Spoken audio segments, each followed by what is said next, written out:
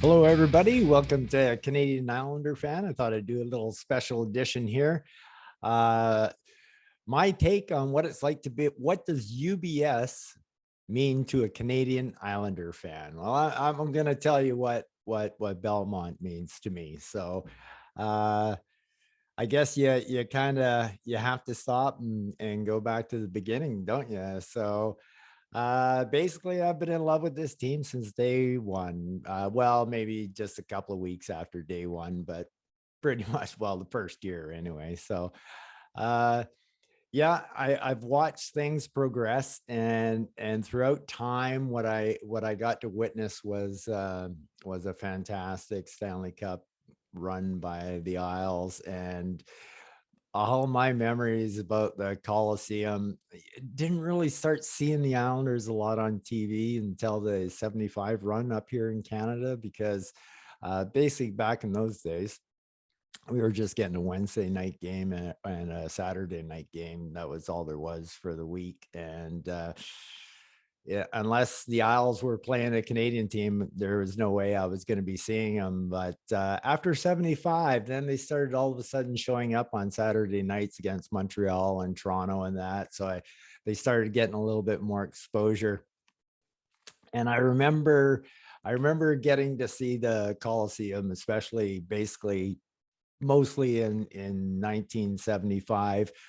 The only time I'd seen the Coliseum other than that was really highlights because rarely saw them. And I saw an occasional game that they had on. And it was only because they were a new team too. So uh, anyway, all I remember, especially once we hit the 80s with the Coliseum, was all I remember is that it was sold out every night. I can't remember what the number was, it 16,294 or whatever, but I remember that this place was jam packed every single night in the 70s. And it went straight on into the cup run and that. And I remember thinking, man, I love these fans. And did they party? you know, uh, I love looking at all those old photos of us in our 70s looks. And that is pretty hilarious and that and my gosh, and that one getting pregnant during the game or whatever. Oh, that was, New York Islanders, right? So I became an Islander fan when I was in Ottawa. So anyway, by the 80s run, I'm now in Calgary. And I'm good friends with Jim Poplinski. I played hockey with him, so I used to be able to get a lot of Flames tickets when for free from Jimmy, and so I got to see the Islanders a lot during the Cup times, and that, well, not a lot because they didn't come out west a whole bunch back then, and still don't now. But when they did, I made sure to go see him in that, and Jim was always pretty good about it. That I'm all decked out in Islander gear. There I'm taking tickets from a Calgary Flame, and I'm sitting in his seats, and people are just kind of looking at me, right? Like, Jim gave you tickets. But anyway, those were great times. But anyway, to when I went to go see those games in the 80s, it was in the Calgary Corral. The Flames had just come from Atlanta, our sister team. And there they were in Calgary, and I live in Calgary. It should be the automatic switch over for me, right? But I don't. I stick with the Islanders, and good thing I did. And 4 cups later, and then a fifth trip. But anyway, Calgary first started playing in this old dump. It was the Calgary Corral. I played in it myself. It had 6,500 seats in it, and they had to play there for the first 2 years because the Calgary Saddle Dome was being built, and they were getting ready for the '88 Olympics, so they had to build that. And you should have seen this Calgary Corral. I don't know if you remember, if you ever went into a Denny's during that time, that era where they had all those fluorescent colors as their seats, the vibrant pink, the yellow, green, and everything of that. Well, that's what the seats in the Calgary Corral looked like. It was pretty hilarious. Anyway, I watched the Islanders play there, I watched the Leafs play there.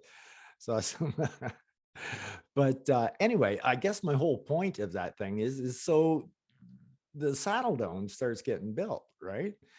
And now we're starting to get up into the 85 range, 88 range, and that. And there's murmurs going around that the Islanders place might be a little out of date, and they're kind of comparing it to the old Boston Gardens and the old Toronto Maple Leaf Gardens and the Montreal Old Hab Forum and that.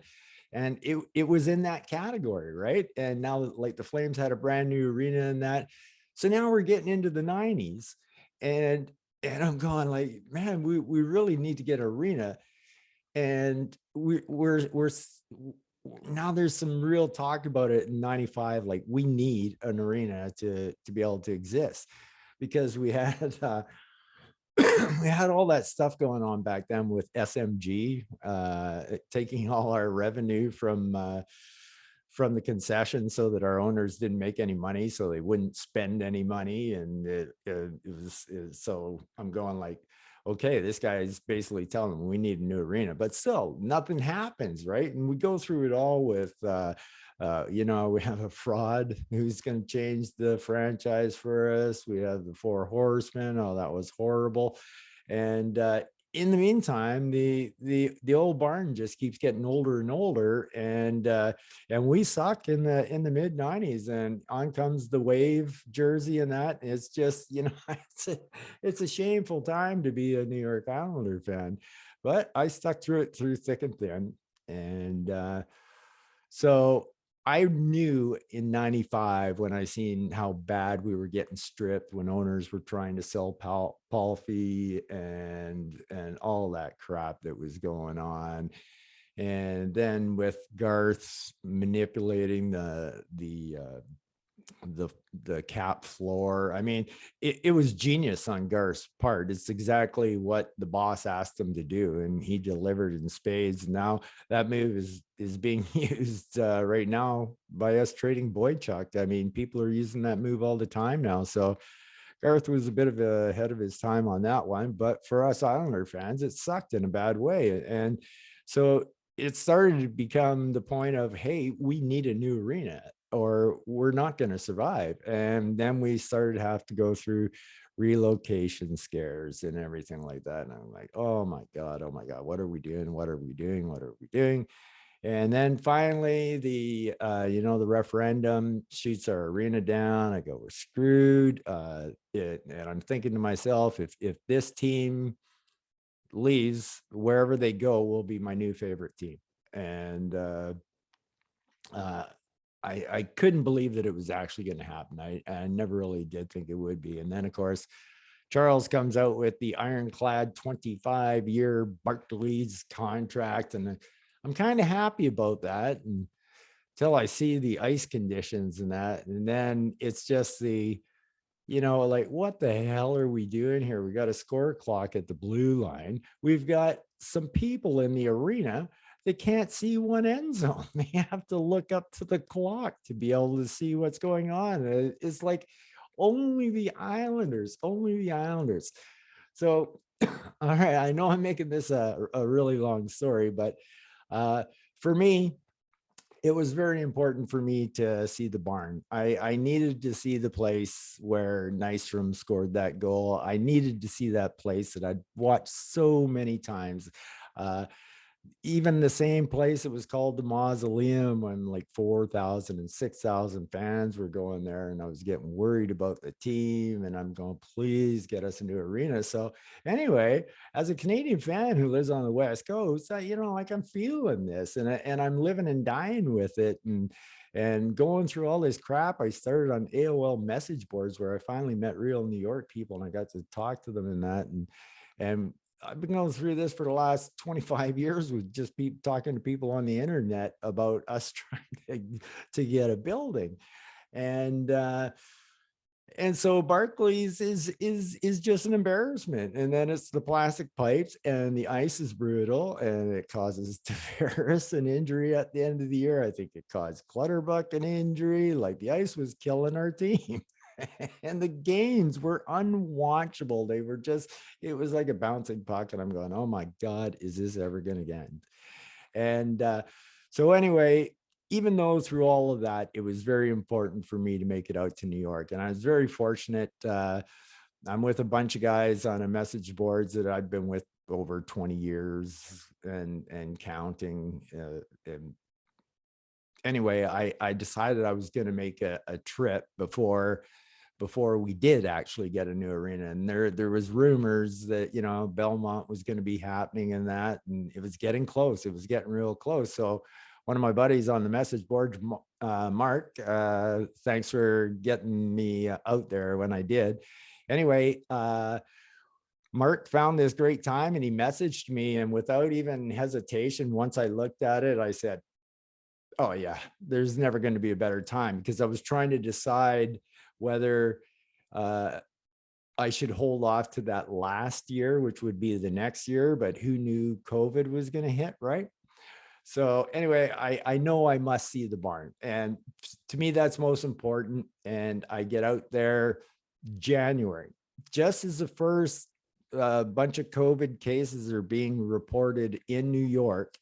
I get the chance to, as my plane lands at 4 o'clock, Dom picks me up and whips me down to MSG, and we watch the Isles and Rangers at MSG while the Rangers spanked our ass 6-2, and away we go. And Dom takes me out to Long Island, and I stay at the Marriott, and I right out my window is the Collie, the barn, right? And I'm so thrilled. I just can't tell you. And when I walked in that place, I just got shivers and goosebumps, and I thought, you know what? Who needs a new arena? Those are like so cookie cutter. I just love this place. As soon as I got in it, I could feel what had happened in here and the history and everything. So uh it was a pretty exciting trip for me, and thank God I got it in, because if I had waited for the next year never happened because of COVID. So I would have never been able to get out there to ever see the barn in person. And because I did that when did I leave? January 11th, and I left January 18th, and some cases were reported just while I was there, and then as soon as I got home, it just blew up, and then March happened and whatnot. So I was really thrilled about getting in my visit to the Collie, and I'm so happy I saw the actual spot where Bobby Nye put that goal in, and my childhood imagination. Well, I wasn't a child. I was like teenager. Well, no, I was early 20s when the Islanders were winning their cup. So, yeah. But anyway, I just let my imagination go wild. And then I thought to myself, I thought, I don't really need to see Belmont. The most important thing for me was getting to see the barn. And then the webcam happens, and I get addicted to the webcam, watching Belmont Park being built, and like from the ground up every day, checking in. I remember back in the first 150 days or whatever, I used to take one picture every day, screenshot, so I could see what the time lapse would be. And then finally they came out with the time lapse thing. Anyway, it's become part of my routine to check into the camera and see what's happening at Belmont. And I'm a little bit lost right now because the webcam's been shut down. So, but it still shows pictures. And for some reason, I keep going there, even though I know it's never going to be back on again. So I'm going to have to find a way to somehow delete those bookmarks. But it's going to be tough. It'll probably be another couple of weeks before I can actually do it. But anyway, so this thing, it feels like a little baby of mine. I've watched it grow. And when I went to New York, the very first girders on the one corner had just gone up about a week or two before, right? So it's the very first girders, and me and Dom drove by it, and I got a chance to look at it. So anyway, watching it grow like that and seeing it become what it is, I now know I must return to New York to see a game at Belmont. But the bottom line is it's we all know what that journey was. We all know what that journey was trying to get this arena, and to actually believe it's a day away here is just surreal. and hard to believe. And we went through the days of, oh, we can't get a free agent because they won't play in the Coliseum. But if we can only get them here, then they fall in love with it. They'll say, but we just can't get them here unless we trade for them. Half of them don't even want to come. They threaten to go to Europe and shit like that. And we went through it, and I just knew our organization needed a haul from top to bottom. And all praise Scott Malkin and John Ledecky. Like, seriously, guys, let's give it up for these guys. They absolutely changed everything. There will be free agents clamoring to come to the island now. Uh, we have the best organization in the entire NHL right now, top to bottom. And I'll say that. And top is the owners, and bottom is right down to wherever the bottom is. And wherever that is, it's top notch too. So yeah, we are so thankful to have Belmont. And I can tell you, as a Canadian, this means so much to me, because now I know, at least for the rest of my lifetime, I don't have to worry about my beloved team anymore. That I know they're not going away. I pretty much know they're going to be competitive now, because we've got the arena, we've got the owners, and we're a destination. And so, as a Canadian, it meant a lot to me, this arena, because I knew how much it meant to our organization. And I know you New York people that are watching this video, that you guys deserve it. I mean, I remember there was times when I was so mad when we were only getting 4,000 people in there. But as I look back on it, I understand, right? Because what was happening, how could anybody fork out, in the right mind, fork out good money to go to what was being put on the ice? And the effort that was being put into our teams was almost zero. So how could I blame anybody? But there was always the diehard fans. I mean, I can't really be critical, because all I do is I chuck $200 at center ice every year, and my paraphernalia Islander stuff that I buy, and of course a $7,000 drum room painted in Islander colors. So I don't pay the same amount of money as season ticket holders do, but you guys get to see it live and I don't. So there's that for you guys in your favor. I would love to pay the big bucks to go see 41 live regular season games a year. That for me would be fantastic. But that's not to be, but that's okay. So like I said, from this Canadian fan on Vancouver Island on the West Coast, the Belmont UBS Arena is very, very important to me. I am just as excited as any New Yorker about this building being built and is about to open. I've read so many posts, so many stories, so many everything over the last 25 years about this building. If we had known back then what we know now, I'm not sure how many of us would have hung on, but each year we just kept hoping and hoping and hoping.